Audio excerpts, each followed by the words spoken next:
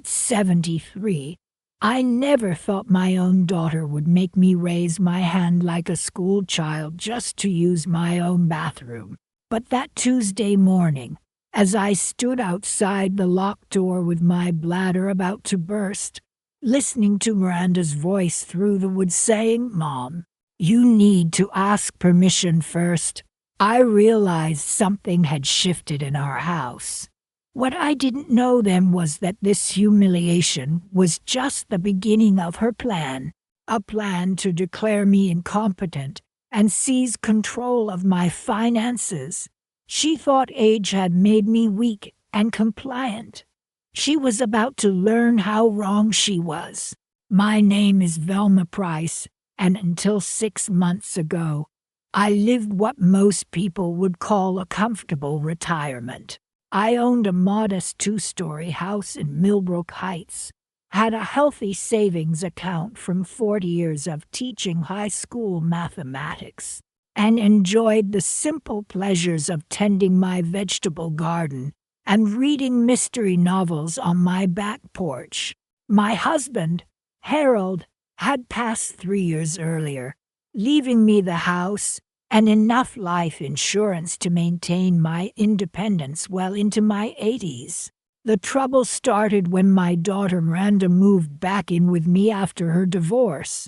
At 45, she'd been married to a man who apparently spent their entire nest egg on cryptocurrency investments that went south. She showed up at my door last October with 2 suitcases, tear-stained cheeks, and a story about needing just a few months to get back on her feet.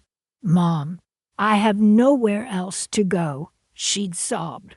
Being a mother, I welcomed her with open arms. Being naive, I thought she actually meant a few months. Miranda had always been my difficult child, where her younger brother Tommy was easygoing and grateful for everything we provided. Miranda had a way of making every kindness feel like an obligation we owed her. Even as a teenager, she'd had this talent for making you feel guilty for not giving her exactly what she wanted, when she wanted it. "It's not fair that Tommy gets a new car and I don't," she'd argue, conveniently forgetting that Tommy had saved for 2 years to buy it himself. But she was still my daughter, and when she needed help, I couldn't turn her away. The first red flag should have been the way she immediately started rearranging my furniture without asking.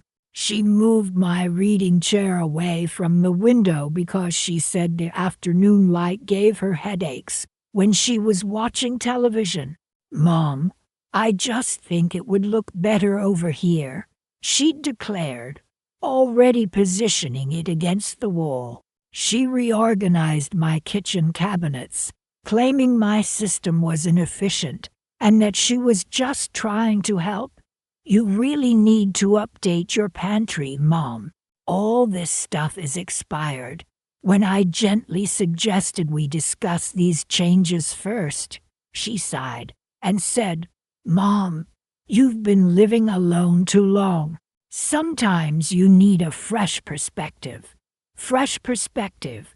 That phrase became her favorite weapon. By December, Miranda had settled into my home like she owned it. She started answering my phone, telling my friends I was resting when I was perfectly fine, and sitting right there. "Mom's a little under the weather today," she'd say cheerfully. She began questioning my grocery purchases, suggesting I was buying too much or the wrong brands. "Mom, do you really need 3 boxes of cereal?" she'd ask, her voice laced with concern. When I mentioned that I'd been managing my own household for over 50 years, she'd give me that patronizing smile and say, "Of course, Mom, but times change. You don't want to become one of those elderly people who get taken advantage of."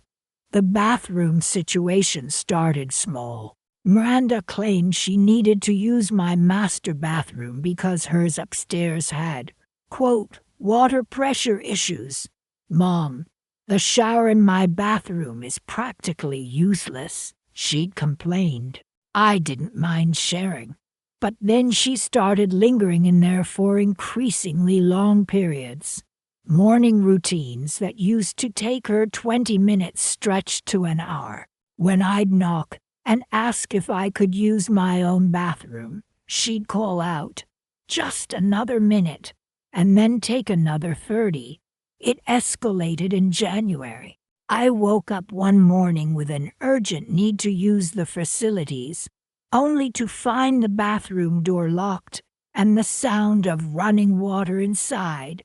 I knocked gently, then more insistently. Miranda's voice came through the door, irritated and sharp. "Mom, I'm in here. You need to wait." I stood there for 15 minutes, shifting from foot to foot, my discomfort growing by the minute. When she finally emerged, wrapped in my best bathrobe, she looked at me with mild annoyance and said, "You really should plan better, Mom. I told you yesterday I had an important video call this morning and needed extra time to get ready." I hadn't remembered any such conversation, but I was too desperate to argue. I rushed past her into the bathroom, feeling humiliated and confused. Later, when I tried to bring it up, Miranda acted like I was being unreasonable. "It's not like I'm trying to keep you out," she said. "I just need you to communicate better. Tell me when you need to use it, and I'll work around your schedule. Tell me when I need to use my own bathroom in my own house."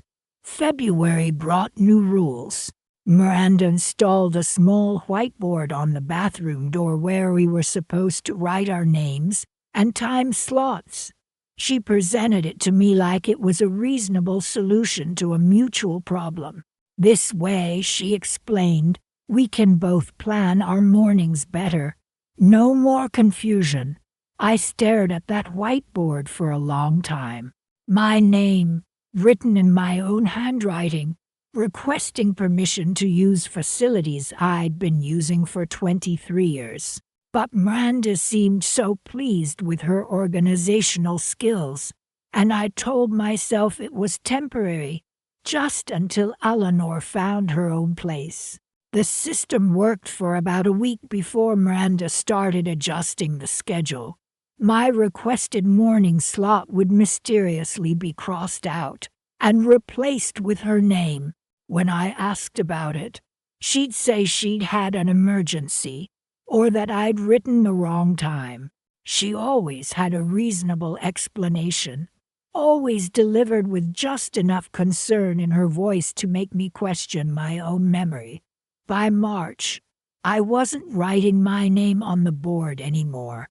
I was asking permission verbally, like a child. "Miranda, honey, could I use the bathroom when you're finished?" And she'd respond with varying degrees of accommodation depending on her mood. Sometimes it was a cheerful, "Of course, Mom. Just give me 5 more minutes." Other times it was a weary sigh followed by, "Mom, you really need to plan ahead better. I can't just drop everything every time you have an emergency." Emergency. Using the bathroom in my own home had become an emergency. She was building a case for my incompetence. That afternoon, I called my neighbor, Ruth Kellerman. Ruth was my age, sharp as a tack, and had been living next door for 15 years. We'd been friends since Harold and I moved to Millbrook Heights, and she was one of the few people who'd known me before Eleanor's return.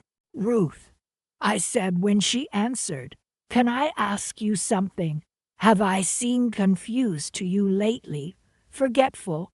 There was a pause. "Velma, you're one of the most organized people I know." "Why would you ask that?" I told her about the bathroom situation, about Eleanor's concerns about my memory, about the growing sense that I was losing control of my own life. Ruth listened without interruption, and when I finished, she was quiet for a long moment. "How much does Eleanor know about your finances?" she said finally.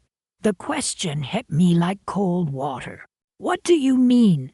"I mean, does she know how much money you have? Your bank accounts, your investments, the life insurance money from Harold?" I thought about it.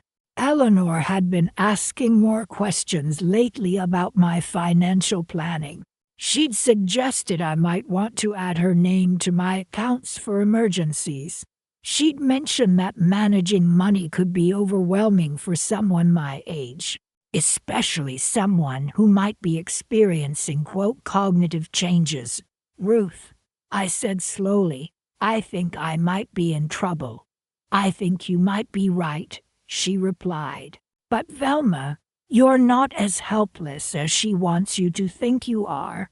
You were teaching calculus to teenagers when she was still figuring out basic algebra. Don't let her make you forget who you are." After I hung up, I sat in my kitchen for a long time, staring at that whiteboard on the bathroom door. My name wasn't on it anywhere. Sometime during the day, Eleanor had erased the entire board and written only her name in large letters across the top, with time slots blocked out from 7 o'clock in the morning until 10 o'clock at night. She'd effectively locked me out of my own bathroom for 15 hours a day. But as I sat there, something Ruth had said kept echoing in my mind. "Don't let her make you forget who you are." I was Velma Price. I'd taught mathematics for 4 decades. I'd balanced budgets, managed investments, and raised 2 children while working full-time. I'd cared for my dying husband for 3 years and handled all the insurance claims, funeral arrangements, and estate paperwork without anyone's help. I wasn't losing my mind. I was being systematically manipulated by someone who thought she could gaslight me into giving up my independence. That night, Eleanor made dinner for both of us, something she'd started doing regularly. She'd presented it as a kindness, but I'd begun to notice that she controlled every aspect of our meals now. What we ate, when we ate, how much I was allowed to take. Tonight was no different. She served me a small portion of chicken and vegetables, keeping the larger plate for herself. "I've been thinking," she said as we ate, "about your situation, Mom. I'm worried about you living alone when I move out." This was the first time she'd mentioned moving out in months. I looked up, hopeful. "Oh, you found a place." She shook her head. "That's just it. I'm not sure I should leave you here by yourself. This morning's bathroom situation, the way you've been forgetting our conversations, I think we need to have a serious talk about your independence." There was that word again, independence, said like it was something I needed to be talked out of. "What kind of talk?" I asked carefully. Eleanor set down her fork and gave me that concerned look she'd perfected. "Mom, I love you, and I want what's best for you. But I think you need more help than you're willing to admit. Maybe it's time to consider assisted living." She paused, as if a thought had just occurred to her. "Or maybe I should stay here permanently to take care of you. Take care of me in my own house, with my own money, under her rules." "I see," I said quietly. "And what would that look like?" "Well, obviously I'd need to be added to your accounts so I could handle your finances. These days, scammers target elderly people all the time, and I'd need to make sure you're taking your medications properly, eating well, staying safe. It would be like having a live-in caregiver, except I'm family, She smiled at me, warm and loving, while describing a scenario where she'd have complete control over my money and my daily life, where I'd be a patient in my own home, dependent on her goodwill for everything from bathroom access to meal portions. "That's very thoughtful of you," I said, "but I think I'm managing fine on my own." Her smile tightened slightly. "Mom, with respect, I don't think you're the best judge of that right now. This morning, you couldn't even remember our bathroom schedule. Last week, you asked me 3 times if I'd paid the electric bill, even though we'd already discussed it.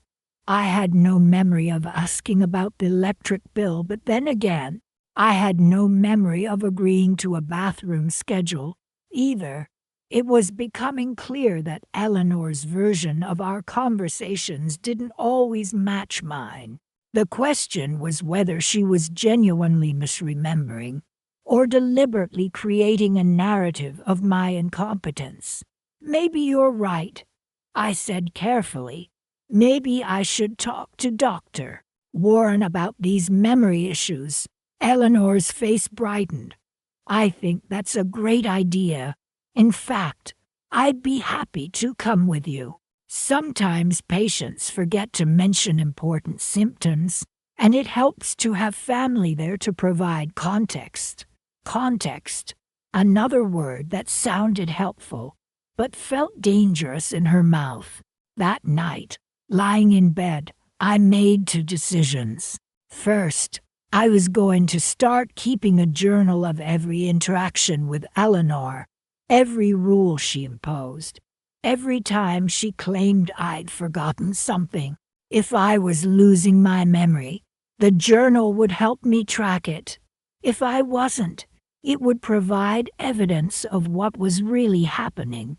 Second, I was going to take back control of my bathroom, not by confronting Eleanor directly, but by documenting how she was using it as a tool of control. Tomorrow, I would start paying attention to patterns, timing, and the exact words she used when denying me access. I'd spent 40 years teaching teenagers how to solve complex problems by breaking them down into smaller, manageable pieces. Eleanor might think she was dealing with a confused old woman, but she was actually dealing with someone who'd made a career out of spotting manipulative behavior and logical fallacies. She wanted to play games with my independence, fine. But she was about to learn that this particular math teacher still knew how to keep score. As I drifted off to sleep, I heard Eleanor moving around in the bathroom, the water running again. She'd been in there 3 times since dinner, each visit lasting at least 20 minutes. Either she had the most elaborate beauty routine in history, or she was making sure I understood who controlled access to basic necessities in this house. Tomorrow, I would start fighting back, not with anger or confrontation, but with the methodical precision of someone who'd spent decades teaching young people that every problem has a solution, if you're willing to do the work to find it. Eleanor thought she was writing the rules of our relationship. She was about to discover that I'd been keeping my own set of books all along. It wasn't the missing calcium supplements that bothered me. It was the way my blood pressure medication had been moved in the cabinet, directly behind my reading glasses case. The supplements were gone entirely, which was odd. I searched thoroughly, checking behind other bottles, looking in the small drawers where I sometimes stored overflow items. Nothing. The bottle I'd purchased just last week had vanished, but the blood pressure medication, that was more puzzling. I always kept it in the front right corner of the cabinet. Now it was tucked away at the back left, standing there in my bathrobe, Staring at the rearranged contents of my own medicine cabinet, I felt a chill that had nothing to do with the morning air. Someone had been going through my medications. Someone who had access to my bathroom during those long, mysterious sessions when I was locked out. Eleanor, I murmured to myself. The thought of my daughter rifling through my personal belongings sent a wave of unease through me. I made my way quietly to the kitchen and started the coffee. My mind raced, trying to piece together the implications. Why would Eleanor be interested in my medications? The blood pressure pills were hardly controlled substances, and the calcium supplements were just over-the-counter vitamins I'd been taking for years. Unless she wasn't interested in taking them. Unless she was interested in knowing exactly what I was taking and documenting it. For what purpose? The coffee was just finishing when I heard Eleanor's alarm clock through the ceiling. A few minutes later, her footsteps echoed on the stairs, and she appeared in the kitchen doorway. She was wearing the silk pajamas she'd bought herself with money she'd borrowed from me last fall, a loan she conveniently kept forgetting to repay. "Morning, Mom," she said brightly. "You're up early." "Couldn't sleep," I replied, pouring myself a cup of coffee. "Would you like some?" "That would be lovely." She settled into the chair across from me. Harold's old chair. He'd always sat there with the newspaper, a ritual I missed more than I cared to admit. "I was thinking," Eleanor began, stirring sugar into her coffee, "we should make that appointment with Dr. Warren today. These sleep issues you're having, combined with the other symptoms we've discussed, really should be evaluated." "Other symptoms?" I took a careful sip of my coffee, watching her. Eleanor looked genuinely concerned. But beneath that concern, I detected something else, a flicker of anticipation, a hint of calculation. "We talked about this yesterday, Mom," Eleanor said, tilting her head slightly, as though surprised by my question. The confusion about schedules, the repeated questions about bills, the way you've been misplacing things around the house. "What things have I been misplacing?" Eleanor gestured vaguely. "Just little things. Your reading glasses, that book you were halfway through last month, some of your medications, normal aging stuff, but worth mentioning to the doctor." There it was again. The medications. I kept my expression neutral, but my heart pounded in my chest. "Which medications?"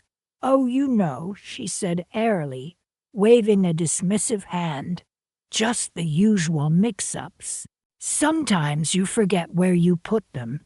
Sometimes you can't remember if you've taken them already. Yesterday, you asked me if I'd seen your calcium supplements. Remember, I most certainly did not remember asking her about the calcium supplements. I distinctly recalled putting the new bottle in the cabinet just last week, and I hadn't taken any yet. Yet here was Eleanor, casually mentioning their disappearance as evidence of my supposed forgetfulness. "Right," I said slowly. "Maybe I should look for those today. I already checked everywhere I could think of." Eleanor offered quickly. "Don't worry about it. We can pick up more when we go to see Dr. Warren. In the meantime," she continued, a little too brightly, "I've been doing some research about medication management for seniors. There are these great pill organizers that help prevent confusion about what you've taken and when. Pill organizers, medication management." It was all starting to make a disturbing kind of sense. Eleanor picked up her purse, a designer bag I'd never seen before she moved back in. Another unexplained acquisition. I should be back around noon, she announced. Try not to overdo it while I'm gone. Okay, maybe just rest and read. Try not to overdo it. As if simply existing in my own home was an Olympic sport. After Eleanor's car pulled out of the driveway, I stood at the front window, watching until it was out of sight. Then I went to my home office. I needed to understand exactly what my financial situation looked like, because I was beginning to suspect that Eleanor's sudden concern for my well-being was less about my health and more about my bank accounts. My financial records were always impeccable. I prided myself on my meticulous organization. Everything was filed alphabetically and chronologically, a system that had served me well for decades. But as I pulled out my most recent bank statements, I saw something that made my stomach clench. The statements were filed correctly, but the edges were slightly softened. The paper felt different, the way documents feel when they've been photocopied. And the latest statement was folded in thirds. I always folded them in half. I opened the statement and scanned the numbers. My checking account balance was normal, regular deposits from my pension and Social Security, minus my usual monthly expenses. But then I noticed something in the transaction history that made me pause. 3 weeks ago, there'd been an inquiry on my account. Not a transaction, just an inquiry. The kind that happens when someone calls and asks about account balances and recent activity. I pulled out my investment statement. Same thing, an inquiry from 3 weeks prior, right around the time Eleanor started suggesting I needed help managing my finances.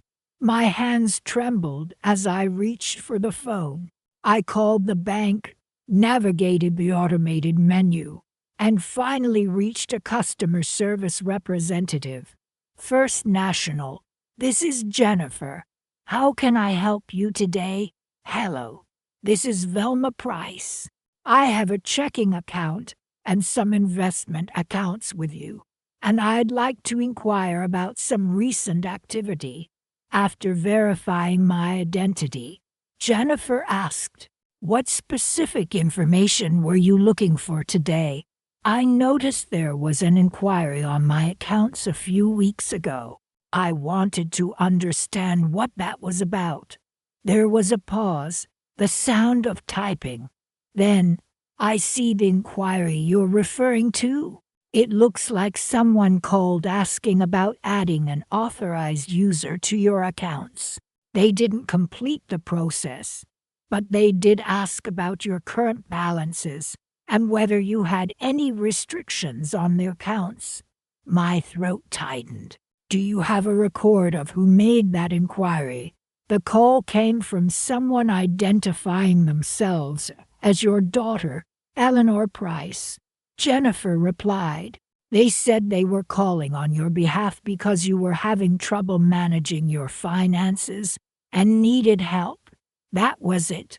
The final piece of the puzzle. The missing calcium supplements, the rearranged medication, the feigned concern, the sudden interest in pill organizers and medication management for seniors. It was all a carefully constructed narrative, designed to portray me as confused and incompetent. And the bank inquiry that was the first concrete step in her plan to gain control of my finances. "And what did you tell them?" I asked, my voice barely above a whisper. "We can't provide account information to unauthorized users," Jennifer explained. "So we told them they'd need to come in with you to add themselves as an authorized user. We also mentioned that any such changes would require documentation showing your consent and mental competency." Mental competency. I knew exactly where this was heading. Eleanor was building a case, laying the groundwork for a guardianship or power of attorney, something that would give her legal access to my money. She was planning to use Dr. Warren's evaluation to declare me unfit to manage my own affairs. I had to get to him first. That evening, Miranda cooked dinner again, another small portion for me, a larger one for herself. As we ate, she brought up the doctor's appointment again. I called Dr. Warren's office while you were napping, she said brightly. They had a cancellation for tomorrow afternoon. I told them we'd take it. That was quick thinking. I replied. What did you tell them the appointment was for? I hadn't been napping. Of course. I've been in my office, researching elder law and financial exploitation, but arguing the point would only reinforce her narrative that I was confused about my own activities. Just a general wellness check. Miranda answered. I mentioned you've been having some memory concerns and wanted to discuss them with the doctor. Memory concerns. Not that she was concerned about my memory, but that I was having memory concerns. A subtle but important distinction that positioned me as someone already recognizing my own cognitive problems. I appreciate you making the appointment, I said, but I'm not sure I need you to come with me. I've been seeing Dr. Warren for 8 years. I think I can handle a routine checkup. Miranda's fork paused halfway to her mouth. Mom, she said, giving me that earnest, concerned look. I really think it would be helpful for me to be there. Sometimes patients don't remember to mention important symptoms, or they downplay things because they don't want to worry anyone. What symptoms do you think I might forget to mention? I asked. Keeping my voice neutral, she set down her fork. The confusion about schedules, she began, ticking them off on her fingers. The questions you repeat. The way you've been misplacing things. Bathroom issues this morning when you couldn't remember arrangement. She'd taken to calling her bathroom Monopoly an arrangement, as if it were something we'd mutually agreed upon rather than something she'd imposed through systematic manipulation. It was all becoming clear. Miranda wasn't concerned about my mental state. She'd been building a case for gaining access to my finances, and she needed medical documentation of my incompetence to make it happen. That's why she was so eager to get me to Dr. Warren. That's why she wanted to come with me, to provide context about my symptoms. She was planning to present my bathroom confusion, my alleged medication mix-ups, and whatever other evidence she could manufacture as proof that I needed a guardian for my financial affairs. I see, I said. And you think Dr. Warren needs to know about these things? I think Dr. Warren needs to have a complete picture of what's been happening, Miranda insisted, so he can make the best recommendations for your care. Recommendations for my care. Not my health, but my care. The language of someone who needs supervision, management, external decision-making.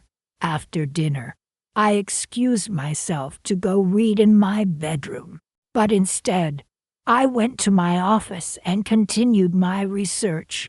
I'd found several articles about financial exploitation of the elderly, and the patterns Miranda was following were textbook examples of what experts called grooming for guardianship. The process typically began with isolating the target from outside support systems, then creating evidence of incompetence through manipulation and gaslighting. The perpetrator would range for medical evaluations, providing context that supported their narrative of the victim's declining abilities. Once they had medical documentation of incompetence, they could petition for guardianship or power of attorney, giving them legal control over the victim's finances. It was a sophisticated form of theft that relied on the victim's trust and the tendency of medical professionals to believe concerned family members over confused elderly patients. But I wasn't confused. I was being systematically manipulated by someone who thought I was too old and too trusting to recognize what was happening. Tomorrow's doctor's appointment was clearly intended to be a crucial step in Miranda's plan. She'd bring Dr. Warren a carefully curated list of my supposed symptoms, present herself as a devoted daughter concerned about my safety, and leave with medical documentation that I was no longer competent to manage my own affairs unless I got there first. I picked up the phone and dialed Dr. Warren's office.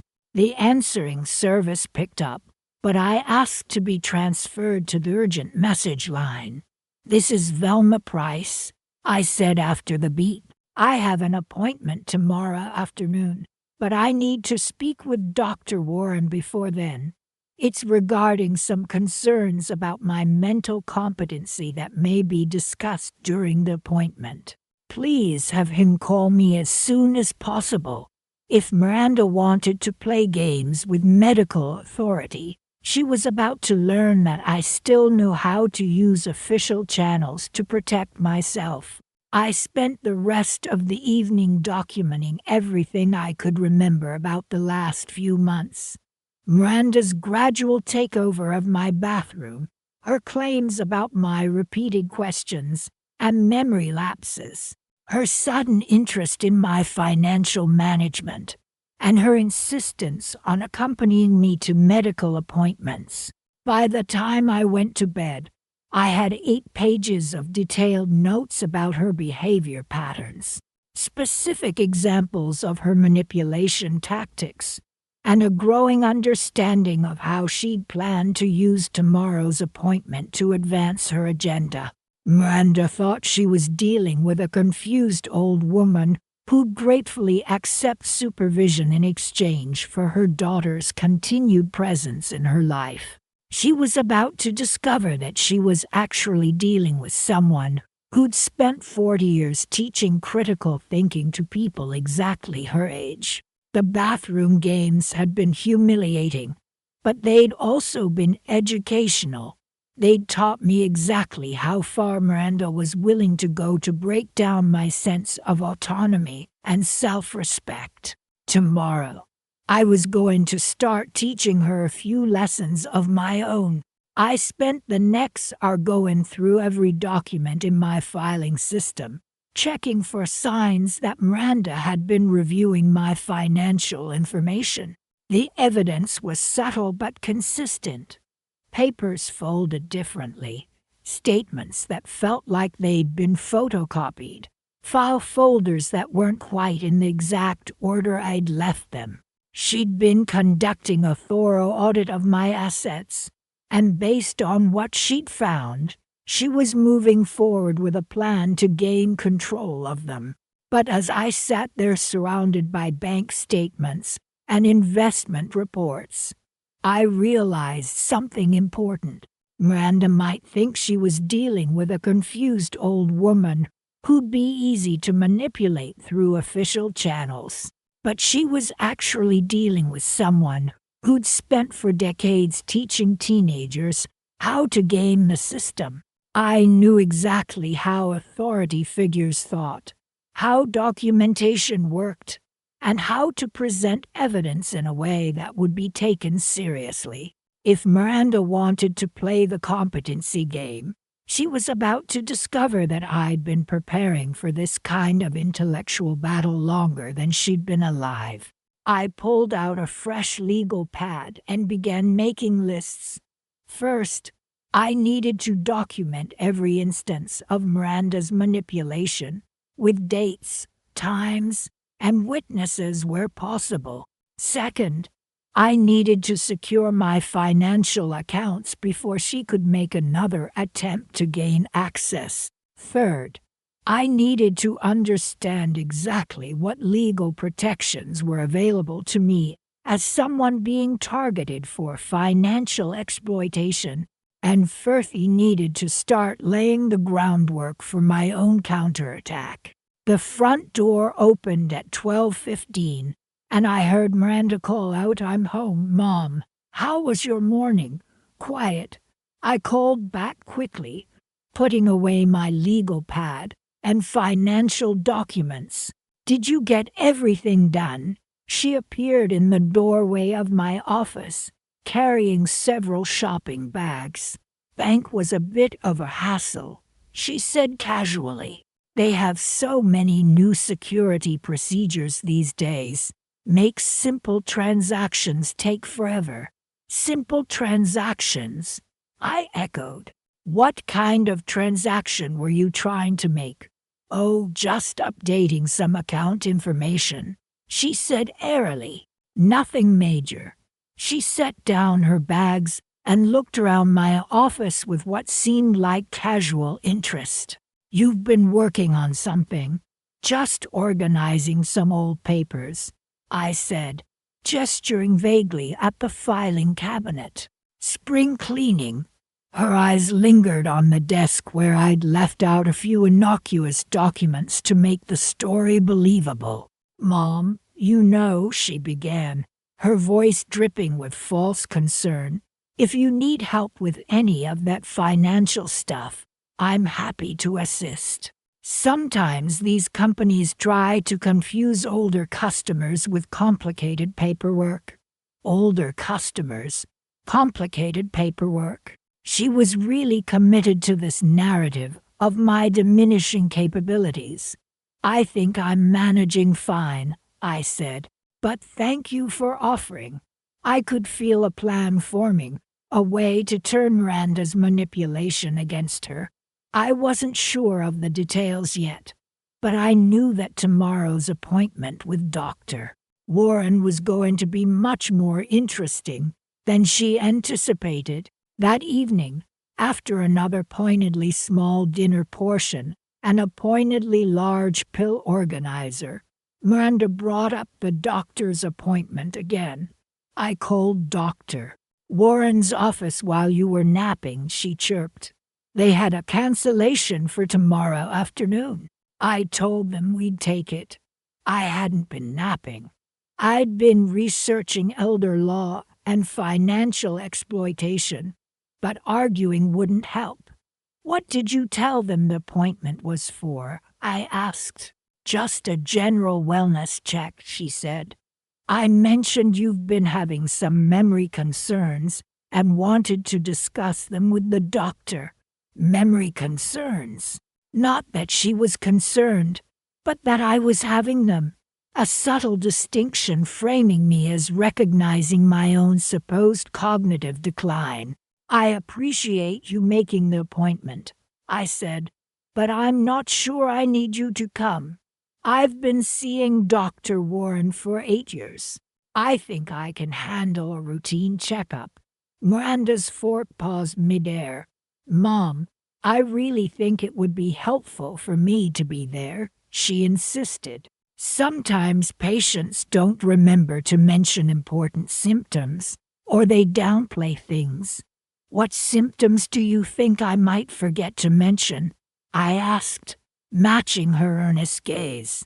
"The confusion about schedules," she began, ticking them off. "The questions you repeat. The way you've been misplacing things. The bathroom issues this morning when you couldn't remember our arrangement." Arrangement? Her unilaterally imposed bathroom tyranny was now an arrangement. My blood chilled, but my voice stayed even. "I see," I said. "And you think Dr. Warren needs to know about these things?" "I think Dr. Warren needs a complete picture," Miranda declared, "so he can make the best recommendations for your care. Not my health, but my care." The phrasing was a red flag. After dinner, I retreated to my office not for the promised reading, but for more research. Grooming for guardianship, the articles called it. Isolating the target. Manufacturing evidence of incompetence. Manipulating medical evaluations. It was chilling how perfectly Miranda's behavior aligned. Tomorrow's appointment was the linchpin. She'd paint a picture of a declining, confused woman to a doctor who'd naturally trust the concerned daughter. Unless I got there first. I dialed Dr. Warren's office. "This is Velma Price," I said after the answering service beep. "I have an appointment tomorrow afternoon, but I need to speak with Dr. Warren before then.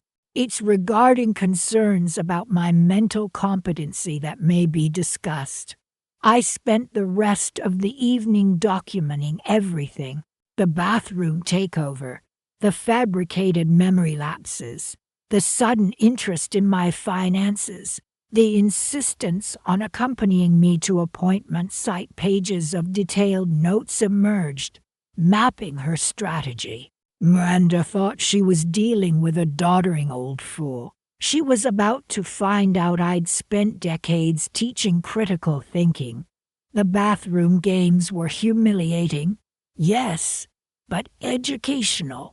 They revealed the lengths to which she'd go to strip me of my self-respect. Tomorrow, the lesson plan was mine. Dr. Warren called back at 7:30. "Velma, I got your message. That's quite serious," he said, his voice laced with the familiar warmth I'd come to trust. I took a deep breath and laid it all out. My daughter has been living with me since October. She's increasingly concerned about my memory, planning to accompany me to tomorrow's appointment. I believe these concerns are fabricated. I think she's building a case for my incompetence to gain access to my finances. There was a pause. Dr. Warren had known me for years, seen me handle Harold's illness and death with clarity. "That's a very serious accusation, Velma," he said carefully. "What makes you think this?"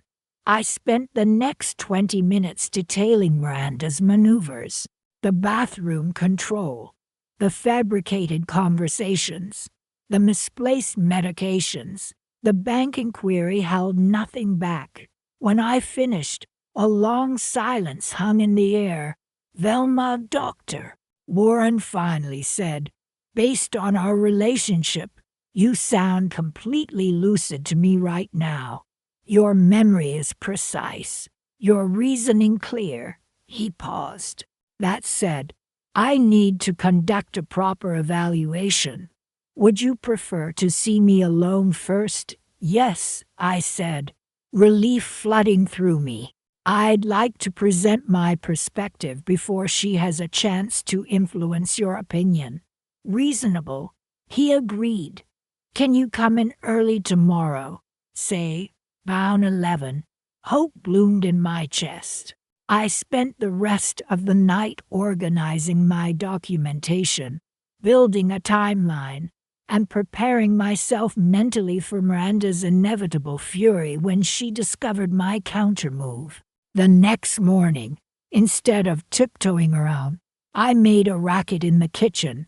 I wanted a confrontation. Miranda appeared at 6:15, resplendent in the silk pajamas that had become a uniform of her unwelcome reign in my house. "You're up early again, Mom," she said. "Still having trouble sleeping?" "A little," I admitted, pouring coffee. "I was thinking about our appointment with Dr. Warren. So glad we're addressing these issues," she said, settling into Harold's chair. "Once Dr. Warren understands, he'll recommend some good solutions." "Solutions, not treatments, but solutions." "What kind of solutions do you think he'll recommend?" I asked. Miranda's face became a mask of practiced concern. "Well," she said, medication for the memory issues, maybe daily care assistance, or he might recommend someone closer to you take a more active role managing your health and finances. Closer to me. The noose was tightening. And you'd be willing to take on that role? I asked. Of course, Mom, she beamed. I want to make sure you're safe and well cared for. I met her saccharine smile. That's very generous, I said. I hope Dr. Warren appreciates how lucky I am to have such a devoted daughter. At 8, Miranda began her extended bathroom occupation. I dressed and waited, the tension coiling in my stomach. When she finally emerged, I was ready to go. Mom, our appointment isn't until 2, she said, surprised. Why are you dressed so early? I thought I might run some errands, I said casually. Maybe stop by the bank. Something flickered in Miranda's eyes. The bank? It was time. The bank? What do you need at the bank? Miranda's question hung in the air, laced with a saccharine concern that set my teeth on edge. Oh, just some routine account maintenance, I replied, trying to keep my voice light. Nothing major. Miranda settled into Harold's favorite armchair, a possessive gesture that had become increasingly common in recent months. Mom, you know I've offered to help you with banking tasks, she said smoothly. Some of those procedures can be confusing, and you don't want to make any mistakes with your accounts. Unspoken implication hovered between us, that I was no longer capable of managing my own finances. I resisted the urge to point out the irony of her concern, given her recent attempts to gain access to those very accounts. I think I can handle it, I said, meeting her gaze directly. I've been managing my own banking for 50 years. Miranda recovered quickly, her smile tightening almost imperceptibly. Of course you have, she said. I just meant that banks have changed a lot recently. New policies, new procedures. Sometimes it helps to have someone younger along who understands how these systems work now. She paused, letting the implication sink in.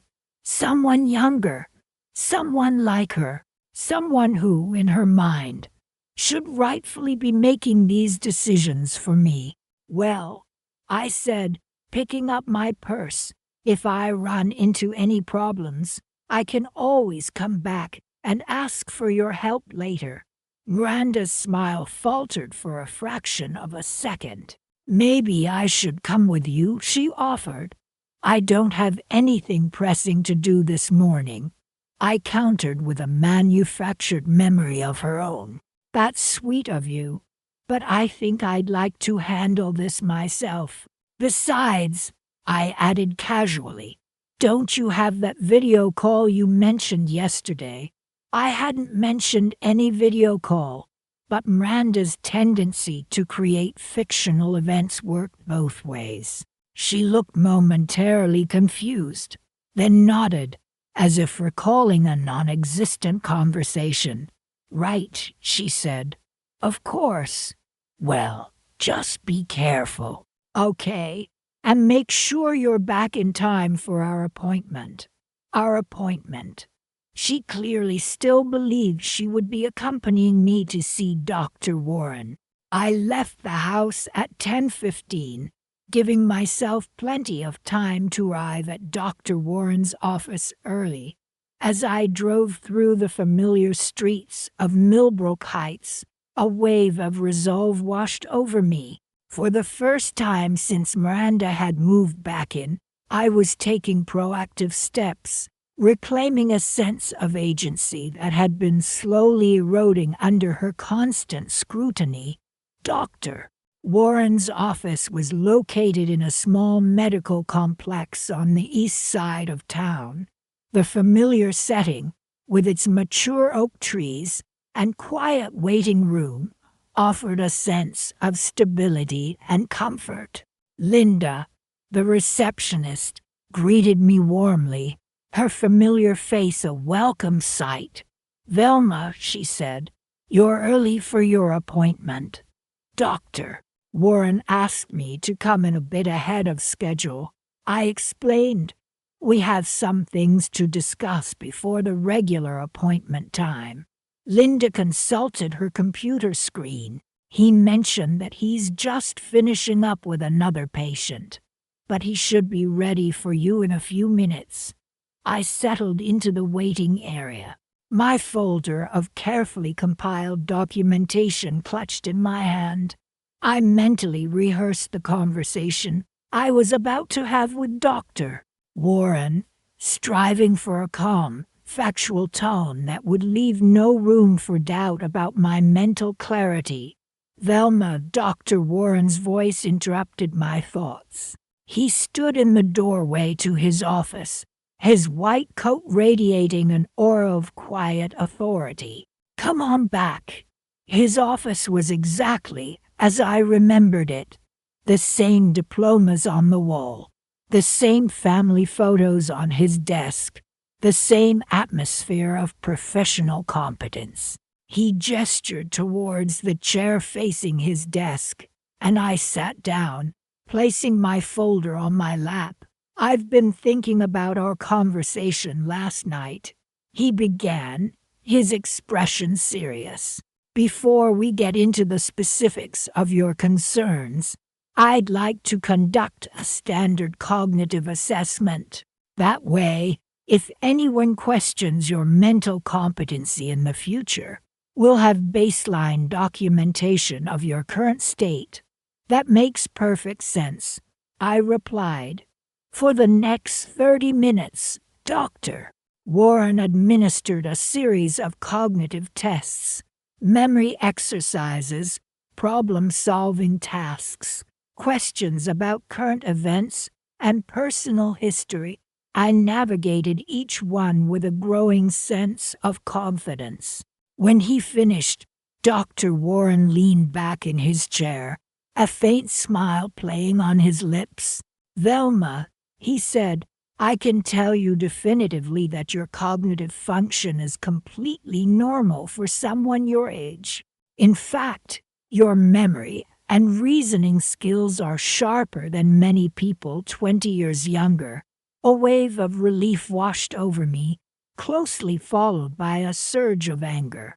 Miranda had been systematically trying to convince me, and likely others, that I was losing my mind when, in reality, my mind was functioning perfectly well. She had been laying the groundwork for a takeover of my life, using my supposed incompetence as justification.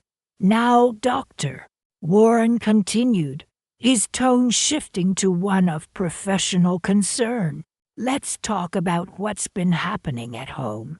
I opened my folder and methodically laid out the evidence I had meticulously gathered. I described the bathroom control tactics, the medication tampering, the inquiries to my bank, the manufactured incidents designed to make me appear forgetful and confused. Dr. Warren listened intently, taking notes, occasionally asking for clarification. When I finished, he set down his pen and looked at me directly. "Velma," he said, his voice firm, "what you're describing is a textbook case of financial exploitation and psychological abuse. Your daughter appears to be using isolation tactics and gaslighting to create evidence of incompetence that she can use to gain control of your assets." Hearing those words spoken aloud by a medical professional was both validating and deeply disturbing. "So I'm not imagining this?" I asked, needing to hear him confirm my own assessment. "You're absolutely not imagining this," he replied. "In fact, I'm required by law to report suspected elder abuse to the appropriate authorities." "What does that mean for me?" I asked, a knot of anxiety forming in my stomach. It means we're going to make sure you're protected, he assured me. First, I'm going to document today's evaluation thoroughly, including my assessment that you are completely competent to make your own medical and financial decisions. Second, I'm going to provide you with resources for legal protection. And third, we're going to discuss how to handle your daughter's expectations about today's appointment. He handed me a stack of pamphlets from the state's Elder Protection Services, outlining legal resources, financial safeguards, and support services. I accepted them gratefully, the weight of their contents a stark reminder of the situation one found myself in. As for this afternoon's appointment, Dr. Warren continued, how do you want to handle it? I want to confront her directly, I said, my voice unwavering. But I want you there as a witness. I want her to know that I'm aware of what she's been doing, and that I have professional support. That's perfectly reasonable, he said. Are you prepared for the possibility that this confrontation could damage your relationship with her permanently? I considered his question, the answer already forming in my mind. Dr. Warren, I said quietly, the relationship I thought I had with Miranda was based on love and mutual respect. The relationship I actually have with her is based on her trying to steal my independence and my money. I'd rather have no relationship than continue living under those conditions. He nodded, a look of understanding in his eyes. That's a very healthy perspective, he said. Many people in your situation feel obligated to tolerate abuse because the abuser is family. Family doesn't make someone beg for bathroom privileges, I said, the memory of that humiliation fueling my resolve. And it doesn't justify financial exploitation. We spent the remaining time discussing my legal options and developing a safety plan. As I left his office, I felt a sense of purpose and determination I hadn't felt in months. The battle had begun. Dr. Warren's office. Miranda's car was already in the parking lot, which meant she'd arrived early, probably eager to present her carefully prepared case for my incompetence. I found her in the waiting room dressed in a conservative navy suit that made her look professional and responsible. She had styled her hair in a way that emphasized her maturity, and she carried a folder that I suspected contained her own documentation of my alleged symptoms. "Mom," she said, standing up with a bright smile, "where have you been?" I was starting to worry. "I had some errands to run," I said calmly. "I hope I didn't keep you waiting long." "Not at all," she replied smoothly. "I'm just glad you made it safely. You seemed a little confused this morning about the time." Confused about the time, already setting the stage for Dr. Warren, already beginning her performance as the concerned daughter dealing with a mother whose grasp on reality was slipping. "Mrs. Price," Linda called from the reception desk, "Dr. Warren is ready for you both." As we walked down the hallway toward Dr. Warren's office, Miranda leaned close to me and whispered, "Don't worry, Mom. I'll help you remember anything you forget to mention. Help me remember. Make sure I presented the symptoms that supported her narrative of my declining competence." Dr. Warren greeted us both professionally, gesturing for us to take seats across from his desk. Miranda immediately launched into what was clearly a prepared presentation. "Dr. Warren," she began, "thank you so much for fitting us in today. I've been increasingly concerned about Mom's memory and cognitive function. She's been having trouble with daily routines, forgetting conversations we've had, misplacing medications, and struggling with basic organizational tasks. Dr. Warren nodded politely, making notes as she spoke. Can you give me some specific examples? He asked. Miranda opened her folder and consulted what appeared to be a detailed list. She's been confused about our bathroom schedule, she said, asking the same questions about bills multiple times. And yesterday, she couldn't find her calcium supplements, even though we'd discussed them the day before. Bathroom schedule, bills, calcium supplements. All of it presented as evidence of my failing memory rather than her deliberate manipulation. I see, Dr. Warren said. And how long have you been observing these symptoms? They've been gradually getting worse since I moved back in with her in October. Miranda replied. At first, I thought it was just grief from losing Dad, but it's become clear that something more serious is happening. Something more serious. Medical language designed to convince Dr. Warren that I needed professional intervention. Mrs. Price, Dr. Warren said, turning to me, how do you feel about these concerns your daughter has raised? This was it. The moment when I could either continue playing the role of confused elderly mother or reveal that I'd been aware of Miranda's manipulation all along. I looked directly at Miranda, watching her face as I spoke. Dr. Warren, I said, my voice steady. I believe my daughter has been deliberately creating these symptoms as part of a plan to gain control of my finances. Miranda's expression shifted from concerned daughter to shocked victim in an instant. Mom, she gasped. What are you saying? I'm trying to help you. You've been controlling my access to my own bathroom. I continued, moving my medications to make me think I'm losing things, and calling my bank to ask about adding yourself to my accounts. This isn't about my health. This is about my money. The color drained from Miranda's face. That's not true, Dr. Warren. This is exactly what I'm talking about. She's becoming paranoid, making accusations that don't make sense. Dr. Warren held up a hand to stop her. Ms. Miranda, he said, his voice firm. I conducted a thorough cognitive evaluation of your mother this morning. Her mental function is completely normal. In fact, her memory and reasoning abilities are excellent.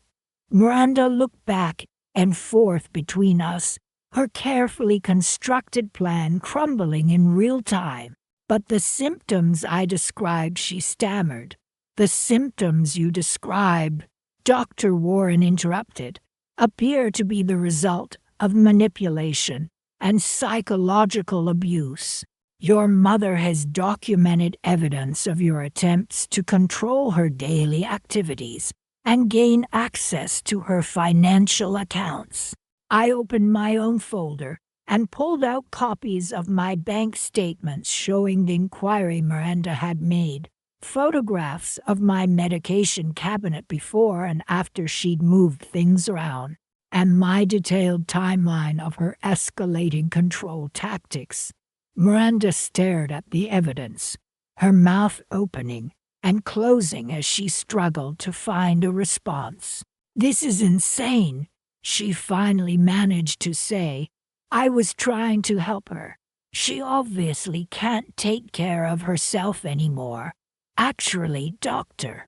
Warren said, your mother is perfectly capable of taking care of herself. What she can't do is live safely in a home where someone is systematically undermining her autonomy and attempting to steal her assets. The word steal hit Miranda like a physical blow. I'm not stealing anything. I'm her daughter. I have a right to be concerned about her welfare. You have a right to be concerned, I said quietly. You don't have a right to manipulate me into giving you control of my finances. Miranda turned to face me fully, and for the first time in months, I saw her without the mask of loving concern. Her expression was cold, calculating, and filled with something that looked very much like hatred. You've been planning this, she hissed. You've been setting me up. I've been protecting myself, I replied, the way you taught me to, by showing me exactly what you were capable of. Dr. Warren cleared his throat. Ms. Miranda, he said, I'm going to have to ask you to leave now. I need to discuss some additional safety planning with your mother. Miranda stood up abruptly, her folder scattering papers across the floor. This isn't over, she said, looking directly at me. You can't just throw away your family because some doctor fills your head with paranoid ideas. I'm not throwing away my family, I said calmly. I'm choosing not to be victimized by someone who thinks my age makes me an easy target. After Miranda stormed out, slamming the office door behind her, Dr. Warren and I sat in silence for a moment. Then he leaned forward and spoke seriously. Velma, he said, I want you to understand that this confrontation may have escalated the situation. People who engage in financial exploitation often become more aggressive when their plans are exposed. What are you recommending? I think you should consider having someone stay with you for a few days, or staying somewhere else yourself, he advised. I also think you should contact an attorney immediately to protect your assets and potentially seek a restraining order. I nodded, feeling both relieved and apprehensive. I'd won this battle, but the war for my independence was far from over. Dr. Warren, I said, I have one more question. In your professional opinion, am I capable of making decisions about my own living situation and finances?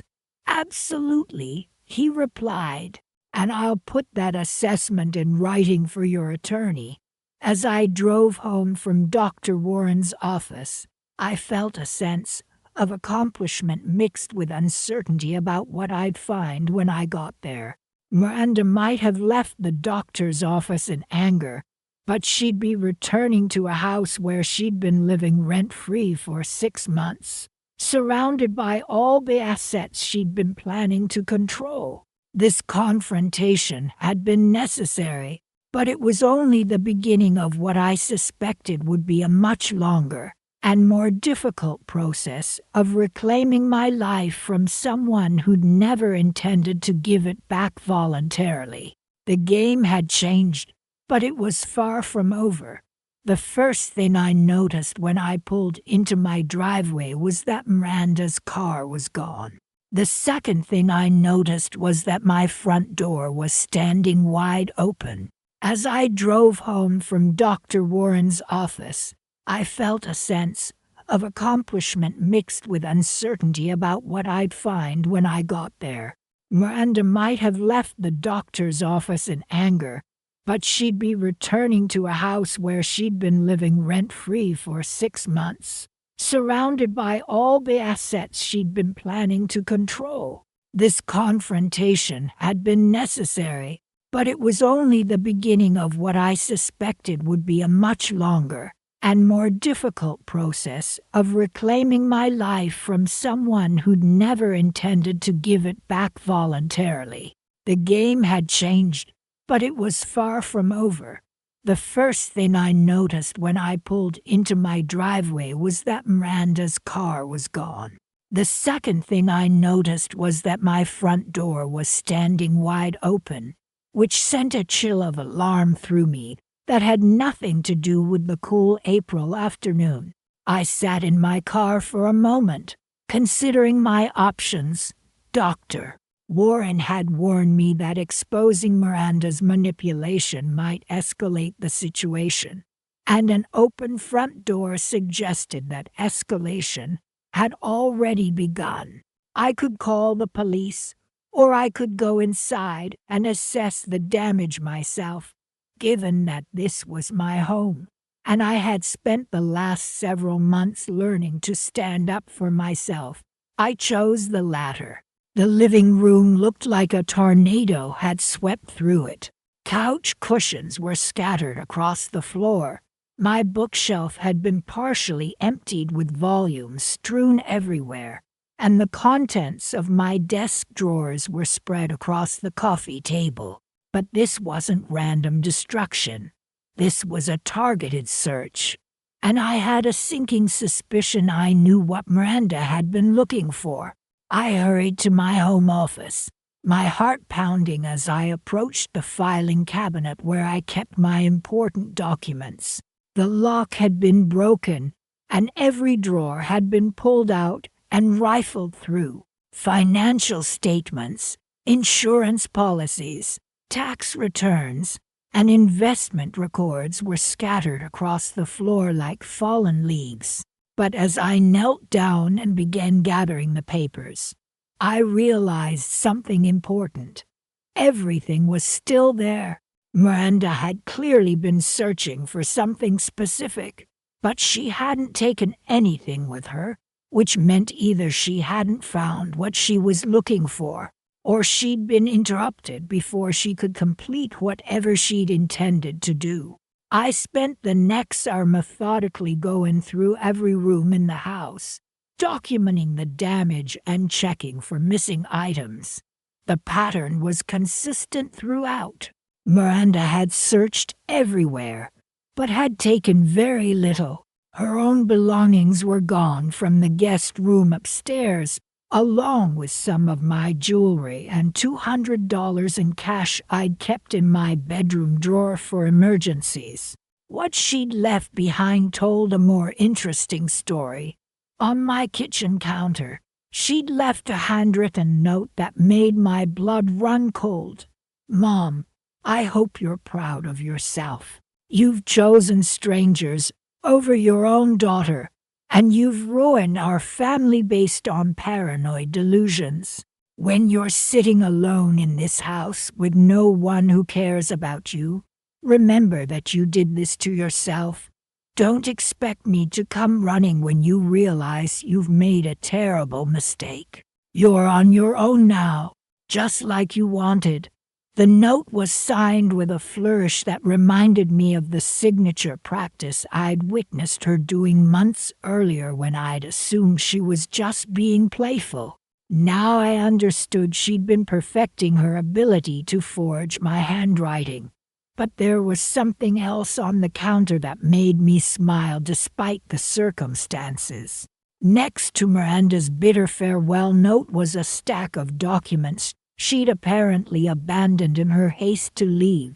Legal forms for power of attorney, guardianship applications, and what appeared to be a petition for mental competency evaluation.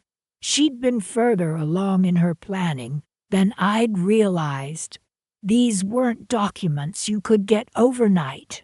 She'd been preparing this legal assault on my independence for weeks, possibly months, waiting for the right moment to implement her strategy. I gathered up all the forms and added them to my own documentation folder. If Miranda thought this situation was over, she was about to learn otherwise. My phone rang while I was cleaning up the last of the destruction in my living room. I expected it to be Dr. Warren checking on me, or possibly Miranda calling to deliver more threats. Instead, it was my neighbor, Ruth. "Velma, are you all right? I saw someone leaving your house in quite a hurry, and your front door was standing open." "I'm fine, Ruth. It was just Miranda. We had a disagreement, and she's moved out. A disagreement that involved leaving your front door open and speeding away like she was fleeing a crime scene. I laughed despite myself. Ruth had always been observant, and she had a way of cutting through euphemisms to get to the heart of things. It's a long story. Would you like to come over for tea? I could use the company. Ruth arrived 20 minutes later carrying a plate of her famous oatmeal cookies and wearing the expression of someone prepared to hear difficult news. I walked her through everything that had happened over the past few months, from the bathroom control to the financial manipulation to the confrontation at Dr. Warren's office. When I finished, Ruth was quiet for a long moment, then shook her head sadly. Velma, I have to tell you, I suspected something wasn't right. Miranda always seemed to be answering your phone when I called. And the few times I did talk to you directly, she was hovering in the background, making faces like you were saying something embarrassing. Why didn't you say anything? What could I say? I think your daughter is trying to control you. You would have thought I was interfering. And you might have been right. Family dynamics are complicated, and outsiders don't always understand what's really happening. Ruth's honesty was both painful and validating. Miranda's manipulation had been subtle enough that even close friends had noticed something was wrong, but hadn't felt comfortable intervening. What are you going to do now? Ruth asked. I'm going to make sure she can never try this again with me or anyone else, I said firmly. Dr. Warren gave me the name of an attorney who specializes in elder abuse cases. I'm calling him first thing tomorrow morning. Good for you. And Velma, you're not alone in this. I know Miranda's note tried to make you feel isolated, but you have friends who care about you and see you clearly. After Ruth left, I felt a renewed sense of purpose. I was no longer just defending myself. I was preparing to fight back, and I had a feeling this was just the beginning. Sunday evening, Margaret and I sat on my back porch for what we both knew would be our last evening together as housemates. She was returning to her own home the next morning, fully recovered from her surgery and ready to resume her independent life. I want to thank you for letting me stay here, Margaret said, not just for the practical aspects of having a safe place to recover, but for showing me what healthy interdependence looks like. What do you mean? I asked. You invited me to stay because you wanted to help, but you also established clear boundaries and expectations from the beginning. You checked with me before making decisions that affected both of us. You treated me like a competent adult who had temporarily needed assistance, not like a burden or a project. Margaret's observation highlighted something important about the difference between her stay and Eleanor's invasion of my home. Margaret and I had negotiated our arrangement as equals, with mutual respect and clear communication. Eleanor had systematically broken down my boundaries and treated me like someone who needed constant supervision and management. You're going to be fine on your own, I told Margaret. And you know you're always welcome to visit. I'm going to take you up on that. And Velma, you should be proud of how you handled everything with Eleanor. A lot of people in your situation would have given up or given in rather than fighting back the way you did. Monday morning brought the bittersweet process of helping Margaret pack her belongings and saying goodbye. We developed a comfortable friendship during her recovery, and I was going to miss our morning conversations over coffee and evening discussions on the back porch. But I was also looking forward to returning to complete solitude, to the luxury of making decisions about my time and space without needing to consider anyone else's needs or preferences. After months of having my autonomy systematically eroded by Eleanor, and then weeks of voluntary caregiving for Margaret, I was ready to focus entirely on my own priorities and interests. The house felt different after Margaret left, not empty or lonely, but peaceful in a way that reminded me of the early days after Harold's death, when I'd first learned to appreciate my own company and create routines that reflected my personal preferences rather than someone else's expectations. I spent the afternoon in my garden, preparing the flower beds for winter and planning changes I wanted to make in the spring. The physical work felt good, and the quiet concentration required for careful pruning and soil preparation gave me time to process everything that had happened over the past year. As I worked, I found myself thinking about the guide I was writing for other elderly people who might be experiencing financial exploitation.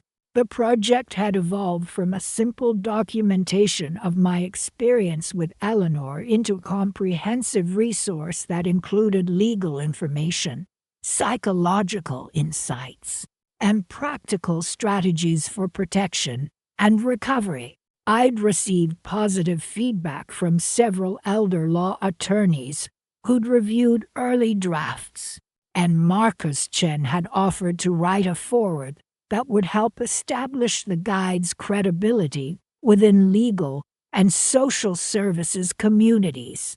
The final version would be available both in print and online, making it accessible to as many people as possible.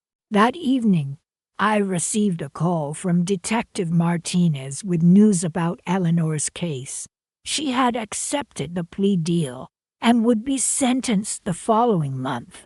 As part of the agreement, she would serve 3.5 years in prison, complete financial exploitation counseling, and pay restitution to both Mr. Chen and me. "Will I need to attend the sentencing hearing?" I asked. "You're welcome to attend if you want to make a victim impact statement, but it's not required. The plea deal is pretty much final at this point." I thought about the possibility of seeing Eleanor in court, of speaking directly to her about the impact of her manipulation and betrayal. Part of me wanted that opportunity to tell her exactly how much damage she'd caused, not just to my finances, but to my sense of safety and family connection. But another part of me recognized that Eleanor wasn't likely to be receptive to anything I had to say. She'd made her choices with full knowledge of the potential consequences, and she'd continued making similar choices even after facing legal punishment for her actions. A victim impact statement wasn't going to create the kind of insight or remorse that might lead to genuine change. "I think I'll pass on the sentencing hearing," I told Detective Martinez. "At this point, I'm more interested in moving forward than looking backward." 3 weeks later, I received a letter from the court confirming that Eleanor had been sentenced according to the terms of her plea agreement. She would be eligible for parole in 18 months with good behavior, but any violation of her conditions would result in serving the full sentence.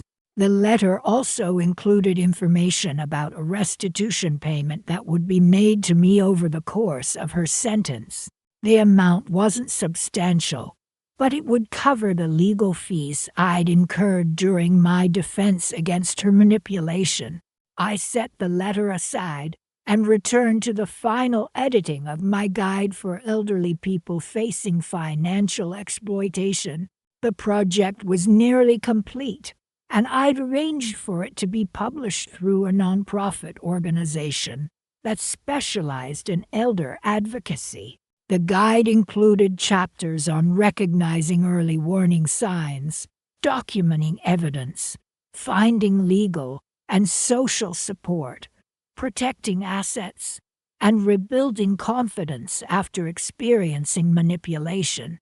I'd also included a resource directory with contact information for elder law attorneys, adult protective services, and counseling organizations in every state.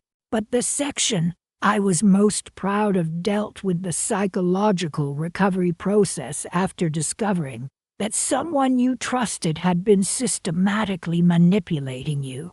I'd written extensively about the importance of distinguishing between justified caution and paranoid isolation, about rebuilding the capacity for appropriate trust, and about finding meaning and purpose in the aftermath of betrayal. 1 year after Eleanor had first moved back into my house with her fake emergency and her hidden agenda, I was living exactly the life I'd chosen for myself. Independent, secure, and surrounded by relationships based on mutual respect rather than manipulation or exploitation.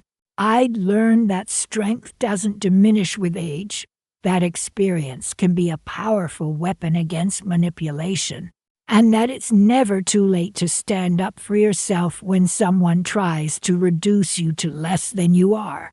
Most importantly, I'd learned that being a loving parent doesn't require tolerating abuse from your adult children, and that protecting yourself from exploitation isn't a betrayal of family loyalty.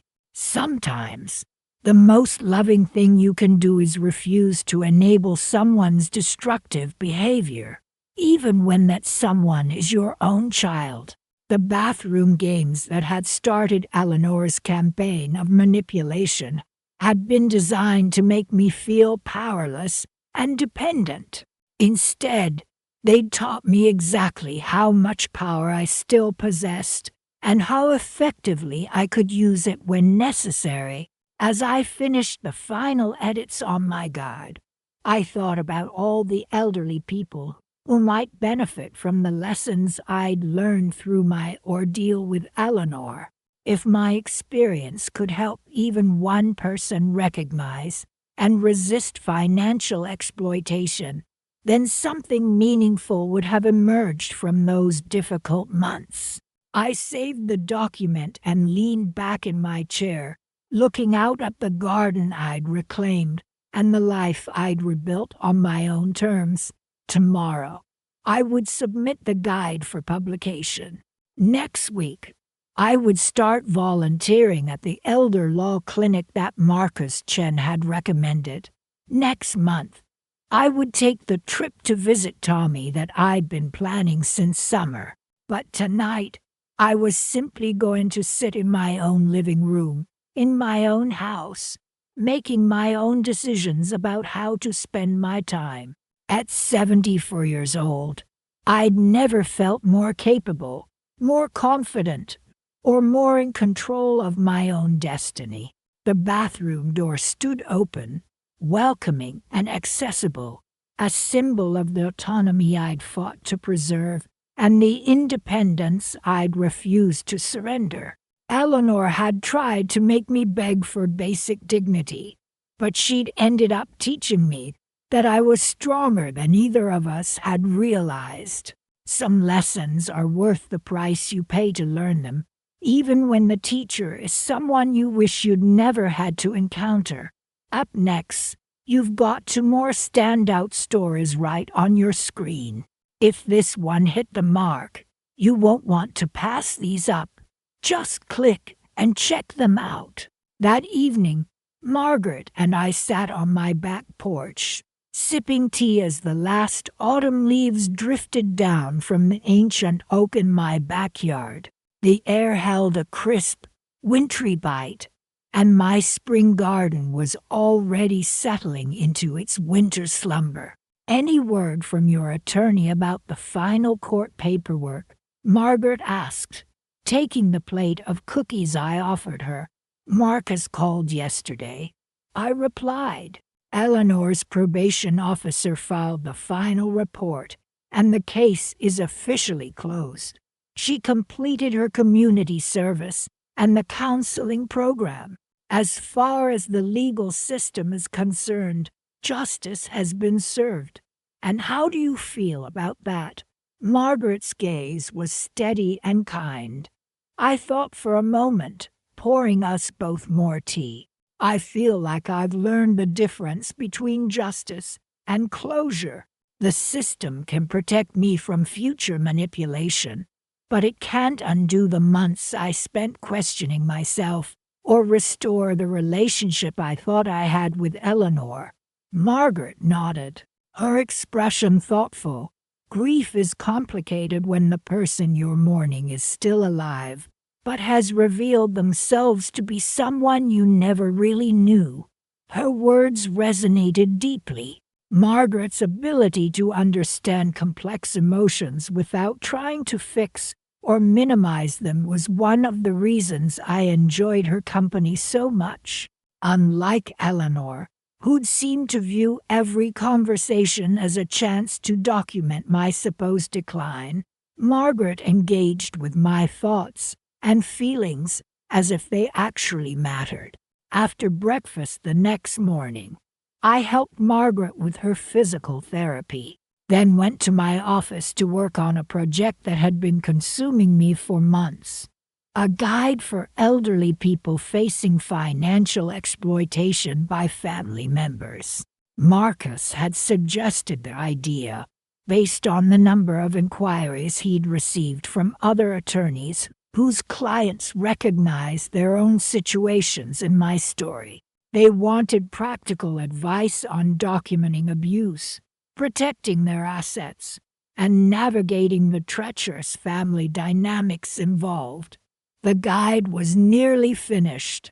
I planned to make it available through elder services organizations and legal aid societies. If my ordeal could help others recognize and respond to exploitation, then some good might come from it all. My phone rang, interrupting my review of a section on early warning signs. The caller ID was unfamiliar, putting me instantly on edge. Since the restraining order, I'd been wary of unknown numbers, knowing Eleanor might try to reach me indirectly. "Hello, Mrs. Price. This is Detective Sarah Martinez with the Millbrook Heights Police Department. I'm calling about a case involving your daughter, Eleanor." My stomach dropped. "Is she in violation of the restraining order?" "No, ma'am. We're investigating a complaint filed against her by an elderly gentleman named Robert Chen. The circumstances are very similar to what we have on record from your case." I sank into my chair. "She's doing it again." "It appears so, Mr. Chen is 81 and met your daughter through an online dating site 3 months ago. She moved in 6 weeks ago, supposedly to help him recover from surgery. Last week, he discovered she'd been forging his signature on financial documents and trying to access his bank accounts. The chillingly familiar pattern sent shiver down my spine. Eleanor had learned nothing. "What can I do to help?" "Mr. Chen's attorney has requested documentation from your case. The manipulation tactics are nearly identical. We're hoping your experience will help us build a stronger case."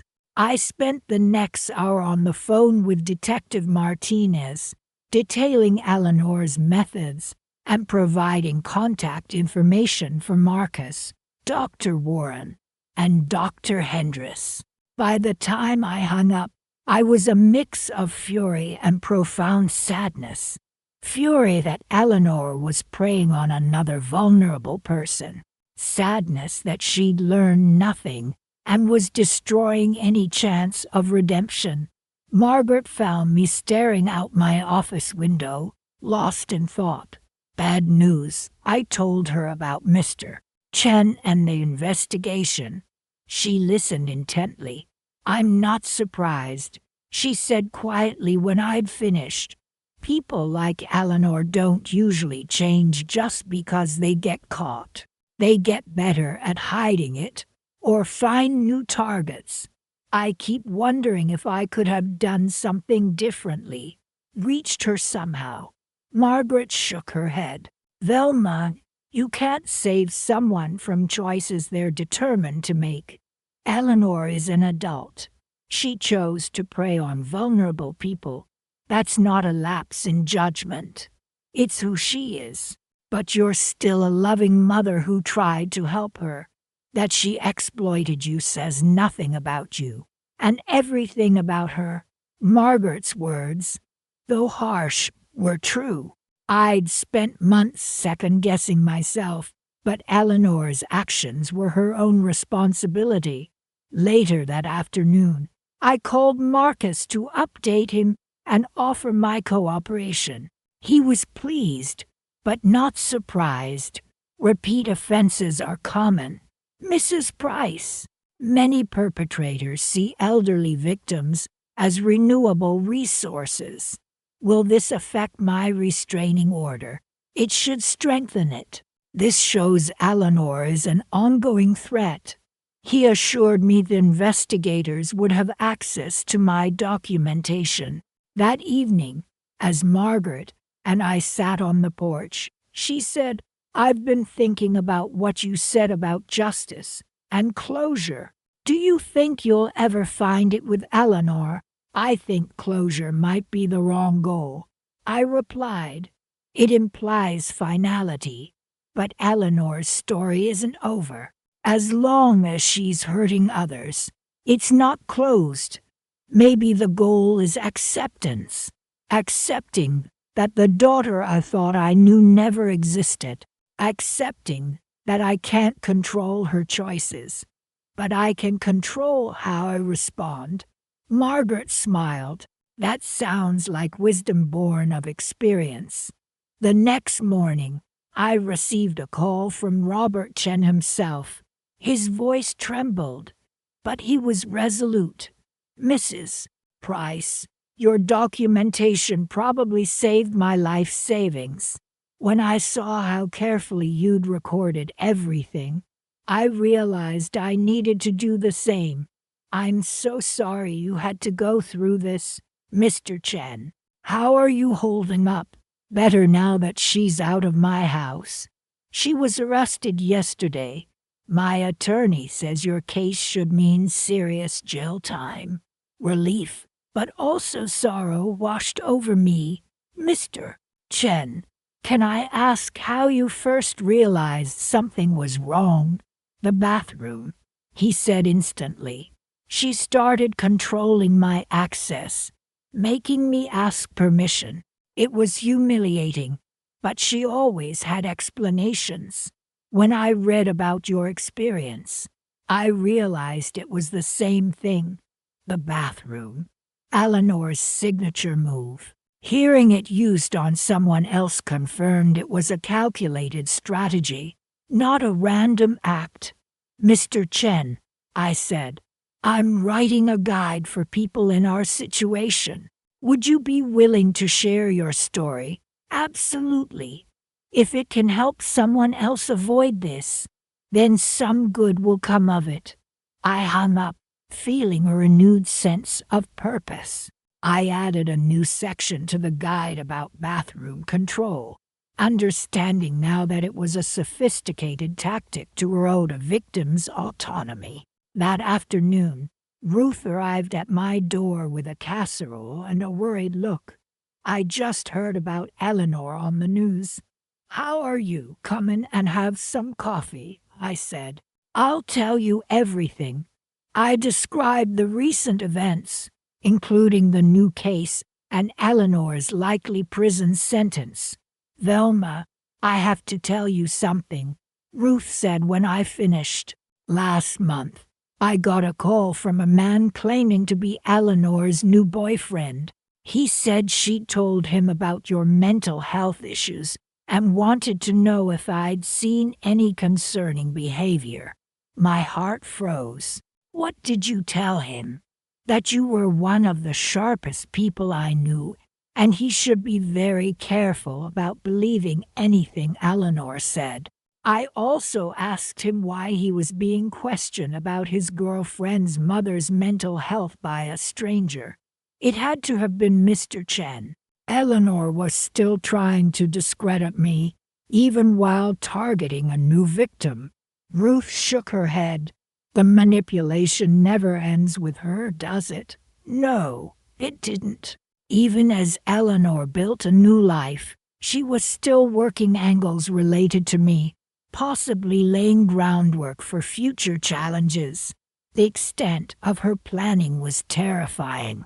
Any word from your attorney about the final court paperwork?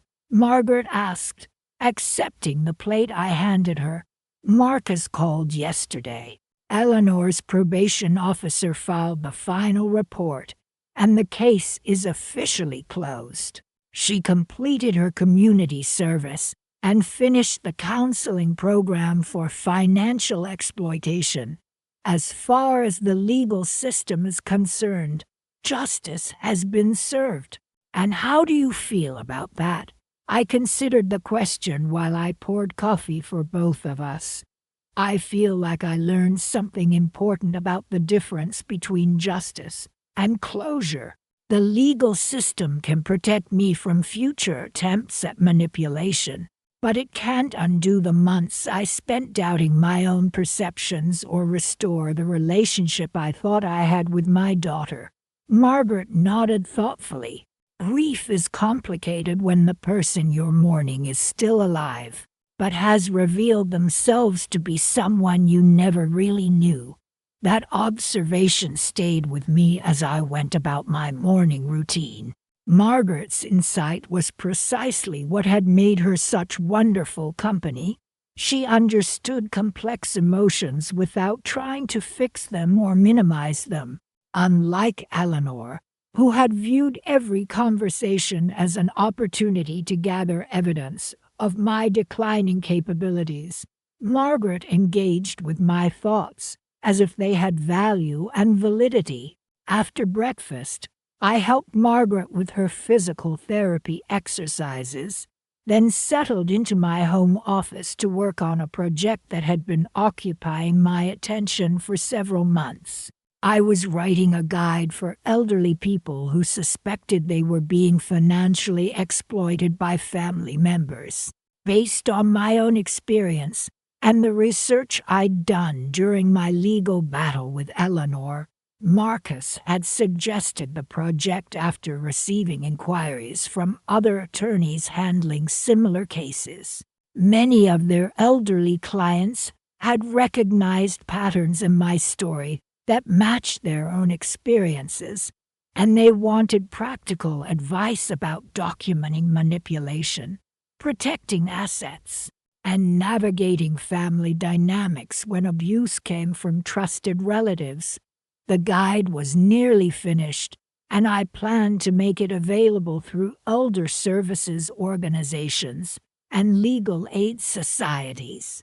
If my ordeal with Eleanor could help other people recognize and respond to financial exploitation, then something positive would have emerged from those difficult months. My phone rang while I was reviewing a section about recognizing early warning signs of financial manipulation. The caller ID showed a number I didn't recognize, which immediately put me on alert. Since the restraining order had been issued, I'd become more cautious about unknown callers, knowing that Eleanor might try to contact me indirectly through friends or new phone numbers. Hello, Mrs. Price. This is Detective Sarah Martinez with the Millbrook Heights Police Department. I'm calling about a case involving your daughter, Eleanor. My stomach clenched. Is she in violation of the restraining order? No, ma'am. We're investigating a complaint filed against her by an elderly gentleman named Robert Chen. The circumstances are very similar to what we have on record regarding your case with her. I sat down heavily in my desk chair. She's doing it again. It appears so, Mr.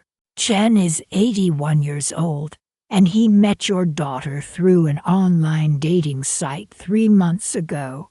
She moved in with him 6 weeks ago, supposedly to help him recover from a recent surgery. Last week, he discovered that she'd been forging his signature on financial documents and had attempted to add herself to his bank accounts.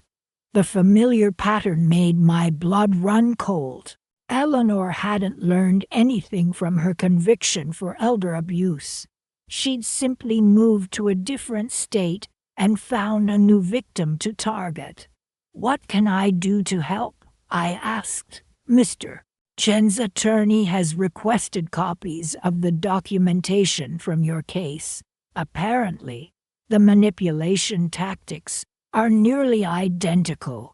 We're hoping your experience might help us build a stronger case against her." I spent the next hour on the phone with Detective Martinez, sharing everything I'd learned about Eleanor's methods and providing contact information for Marcus, Dr. Warren, and Dr. Hendricks. By the time I hung up, I felt both angry and deeply sad. Angry that Eleanor was victimizing another elderly person using the same systematic manipulation she'd practiced on me. Sad that she'd apparently learned nothing from the consequences of her actions and was continuing down a path that would inevitably destroy any chance of redemption or family reconciliation. Margaret found me sitting in my office staring out the window, lost in thought about the phone call from Detective Martinez. "Bad news?" she asked gently. I told her about Eleanor's new victim and the investigation that was underway. Margaret listened with the kind of focused attention that comes from someone who understands the complexity of family betrayal. "I'm not surprised," Margaret said when I finished. "People who engage in that kind of systematic manipulation don't usually reform themselves just because they get caught once. They typically just get better at hiding their behavior or find more vulnerable targets. I keep wondering if there was something I could have done differently, some way I could have reached her before she went so far down this path." Margaret shook her head firmly. "Velma, you can't save someone from choices they're determined to make. Eleanor is an adult who decided to prey on vulnerable elderly people for financial gain. That's not a momentary lapse in judgment. That's a pattern of behavior that reflects her fundamental values and character." "But she's still my daughter," I whispered, "and you're still a loving mother who tried to help her when she needed it." Margaret replied, "The fact that she chose to exploit your love and generosity says nothing about your worth as a parent, and everything about her moral bankruptcy." Margaret's words were harsh, but accurate.